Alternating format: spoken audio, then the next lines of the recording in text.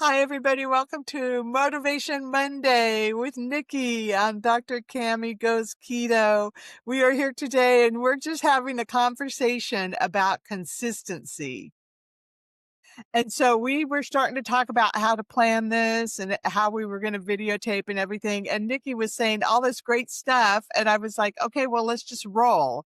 So this is kind of non-scripted. It's just kind of a discussion about what we think consistency means. Why is it important? And, what we can do to maybe provide you with some guidance on how to be consistent in your life. So, Nikki, talk to him about how you came up with this idea.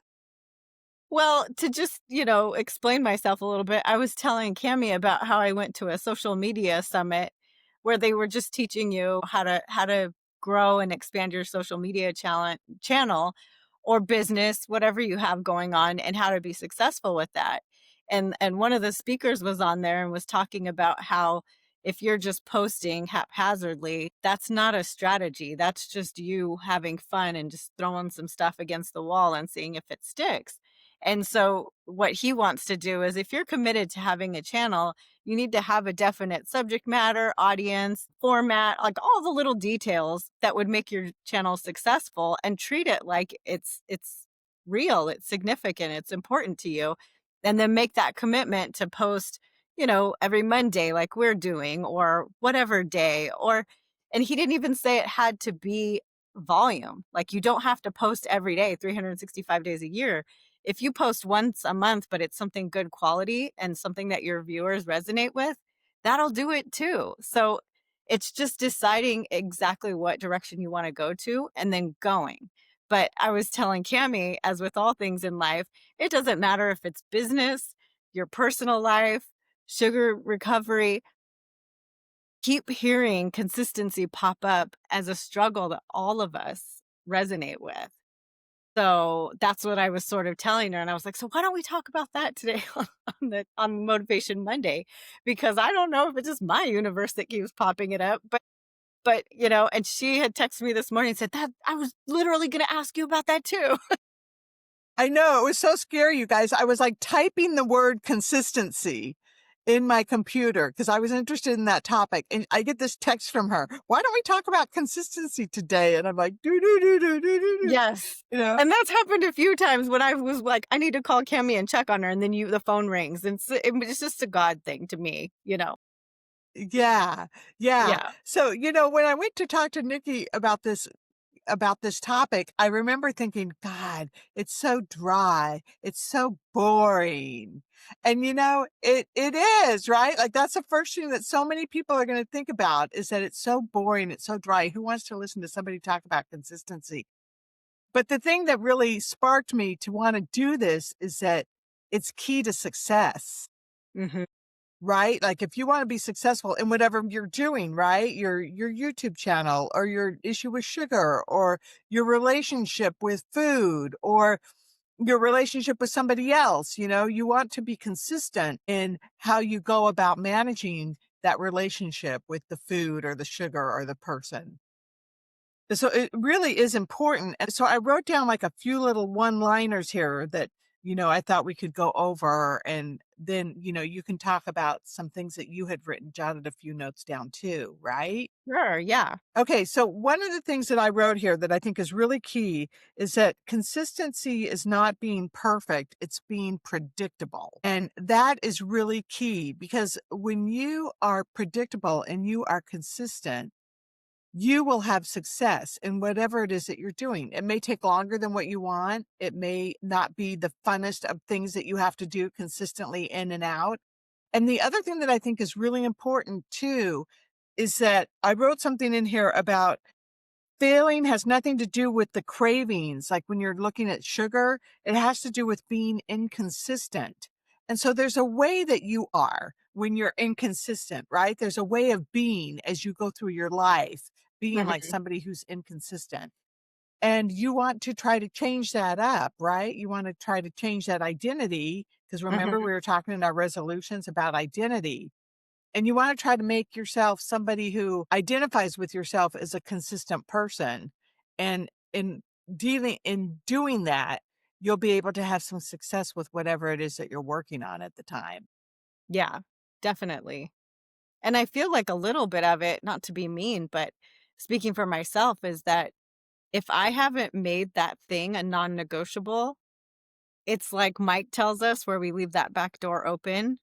There's like that thing in the back of my mind saying, well, like you didn't shut the door all the way. Like, you didn't make it a non-negotiable. So, just like with we're always talking crap about the young people and how they don't show up for work, and they're kinda sort of this flippant generation, and, like, people 40 and over, we just have, like, this inner drive to, like, show up to our jobs even if we're a wreck, right? But we have a non-negotiable, and we were just raised by our parents that, like, you have to show up, otherwise you're gonna starve and not get a paycheck, right? But different generations, they're like, "Well, they're not gonna fire me. Who else are they gonna hire?" So, like, there's different lenses of looking at it, right? So, for me personally in my life, if I don't make it a non-negotiable, I'm gonna kinda be like that sneaky, like, that we talk about, and I'll be like, "Well, I know Uh-huh. I could get away with that." Uh-huh. You Uh-huh. know? And isn't it around sugar just such a, wonderful thing, right? Like the bells and the whistles and the pretty sparkly stuff and the sneakiness. Oh my God, I was so sneaky when I would binge. Mhm. Nobody knew I was home eating all this massive amount of ultra processed foods on the couch Yeah. till I couldn't move. But you are your own accountability partner, right? And, Yes. you bring up there's things that you can do in your life to try to have yourself be able to be more consistent and to have these non-negotiables, right? Like the other day, I was earlier today, I wanted to go eat something that was off my plan. And one of the things that I have right now that I'm trying to make a non-negotiable, right, is that like at night, I write down my food plan for the next day and I put food on there that I want to eat. Like some of it's my borderline, apples with peanut butter. Like today, I'm going over to a football party and go Steelers, and we're going to have a pizza and we're going to have some wings and some blue cheese and dressing, which will probably have sugar in it, so I probably won't eat that. But I'm bringing some apple with some almond butter, and that's gonna be so I have it on my list, and then while they're all eating junky whatever, I can eat my apple with my almond butter, and then Yeah. that way I'm consistently staying on my plan, so you can plan ahead, right? But I Yes. got to Costco today, and I was kinda hungry, and I wanted to go eat some of the pizza without the crust Yeah. and just eat the topping, and then I said to myself, "No, because if you do that, you're gonna be eating off plan, you're gonna have to tell your accountability partner, you're gonna have to be because rigorous honesty is the way that you have to be successful." And so then I decided, "Oh, hell, I don't wanna do that. I don't wanna have to call her or text her or write in big red letters what I did off plan." So I just came home and made my food and ate it? So Mhm. there's things that you can do to try to keep your non-negotiables supported, right? Yes. But you do have to have some non-negotiables if you're gonna be successful, I think. Yeah. And it's also parenting ourselves because that inner child of me does not wanna eat the same thing again. It wants to be like you and go to Costco and eat the fun thing because it's like the exciting thing, and it's kinda like I have to look at my inner child and say, "Honey, I'm sorry, but that's not what we're doing today," just like a loving parent would tell their child, like, "We're not doing that today." Right? Right. Yeah. Right. That's so true. It's so true, Nikki, and you have to, like, do the adulting thing, right? Like, Yes. be an adult? And, so that brings me to one of the things that happens is that, the common lies. What are the common lies that we'll tell ourselves, right? Like, "Oh, it's just this one time," or Yeah. "I've been good all week," or "I'll start on Monday," right? Yeah. Or one of them for me is, well, you're not having it in secret and you're not doing it with guilt and shame. You're having just like a couple of bites, like in a social setting, but you're not binging on it or like going overboard. You're having it like a normie or like a moderator or Yeah, whatever. yeah. And it's like, it doesn't matter if you're having it in a moderation standpoint. Like your body has already proven to you that it can't moderate, like it's extra sensitive. I love how Dr. Barry is like, yeah, I could probably have one cookie now, but I still fatten easily and I still get diabetes easily. And that's me too. Even Yeah. if I could have one cookie and it's fine, my body is still gonna get diabetes easily and it's still gonna get overweight easily. You know, it just doesn't change the biochemical side effects or ramifications, whatever you wanna say, of that food, right? Right, right, and what it does for me is it gives me that biochemical hit, that dopamine hit with that Mhm. chemical, sugar behind it, and it's really hard to say no after that. It's Yeah. really hard for me to say no to more. That's why, for me, addiction is such an all or nothing thought process, right? And Mhm. for me, it works well for me to have it be all or nothing with sugar because the sugar just begets sugar in my life. That's what it does. I can eat a little bit of blueberries, with some cream, and that's okay. But, Yeah. and going through like experimenting, right? Mhm. Like not being consistent, being inconsistent, you do learn what is important for you to do to be consistent in your success. Yes. You And I know, it feel ju- like moderation is kind of like maintaining clutter. Like, it's possible to maintain that clutter and keep it organized and in bins and everything, but do you really want to? Or would it just be easier to get rid of it and then have a nice clean space? Like, there is yes. you can maintain a lot of tchotchkes and a lot of clutter and a lot of just, like, stuff, but you have to come to that crossroads. Is like, what energy and time and everything is attached to it. And like they say in Fight Club, do you what was it? Do you own the things or did the things own you? Something like that. Yeah. Yeah. Oh, that's so cool. And that brings me up to this line. Mhm. Consistency is removing decisions. Right? Because when you have all your tchotchkes and everything sitting around and you're trying to decide, what do I put where? When am I gonna dust these things or whatever? You have all these decisions to make. But if you're really consistent in what you do, you don't have a lot of decisions to make. Like, for example, eating the same safe breakfast every Yes. morning. Is it boring and dull? Yes. Does it have drama and luster behind it? No. But is it consistent? Yes. Is it going to get you results? Absolutely. Shopping from the same grocery list. Mhm. That can be something. And, and also the other thing, like I've noticed is that when I batch cook, like I make a bunch of ground beef at once. And then Mhm. I'm living alone. So I kind of have to eat like ground beef every day and it gets kind of boring. But you know what? I eat it every day and it's consistent. And I know that I'm getting some good protein in there and I'll just put different things on it. Yeah. A little bit of salsa, I'll put a little bit of sour cream, I'll sometimes put a little bit of cheese, I can put blue cheese on it and make it like a blue cheese or like a steak kinda tasting thing. Yeah. There's different things that you can do. The other things and we said that we've already talked about saying no once, right? Having it be a non-negotiable. You say no, and that's once. And you don't have to sit around and make a decision like, can I do it or can I not do it? Can I eat some of it and just not all of it? Or you don't have to Yeah. decide. It's a non-negotiable. It's no. Yeah, and if you say no at the grocery store, you only have to say no once, but if you bring it into your house, you have to say no, like, however many times until you decide to just throw it away and stop torturing yourself. Right, or you're sitting around waiting for somebody else to eat it, right?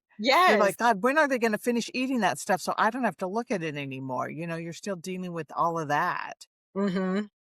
Yeah, so that's really important. Oh, and then I wanted to ask you this question, Nikki. What boring habit keeps you sugar-free? Like, what is a boring habit that keeps you sugar-free, that makes you consistent? Well, when I first started this journey, I was like, "Well, what's the opposite of sugar and carbs?" Because both of those are my nemesis, and it's protein.